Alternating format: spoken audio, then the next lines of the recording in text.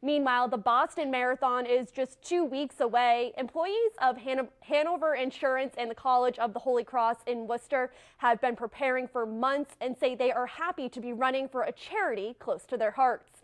Our Brittany Schaefer spoke to runners preparing today and has more. Brittany? Olivia, those I spoke to are running for their parents and their children. They say it's been a long 4 months of training, but they're excited for the big day on April 17th.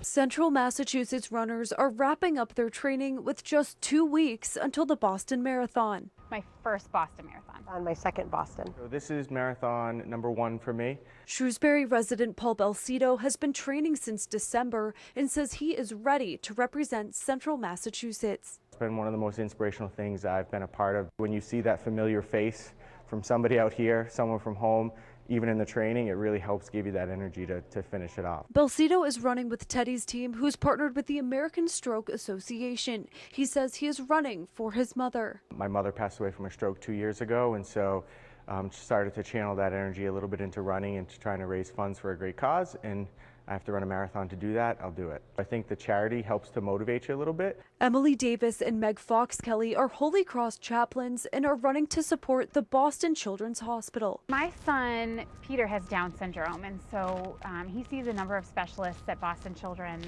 from endocrinology to cardiology. Anything that I'm able to give back to that hospital feels pretty good. My son Kieran is a patient at Boston Children's, so he was born with bilateral club feet, so his feet were in and up. But they literally have gotten him back on his feet again, so to be able to give back to the place that helps him be able to be a 9-year-old little boy is amazing. Davis, Fox Kelly, and Belcito have been training for more than 4 months and say the next 2 weeks is resting time. We're in the easy part now, we're kind of tapering off. And last week ran 21 miles. You know, watching what you eat, trying to stay focused on, you know, keeping a good balance of life. Resting, hydrating, eating well, getting enough sleep, just kind of preparing for race day. Now, this is Belcito's first full marathon, and his advice is to go for it because he couldn't run a 5K 3 years ago, and now he's running one of the biggest marathons in the nation. Olivia? All right, Brittany, thank you.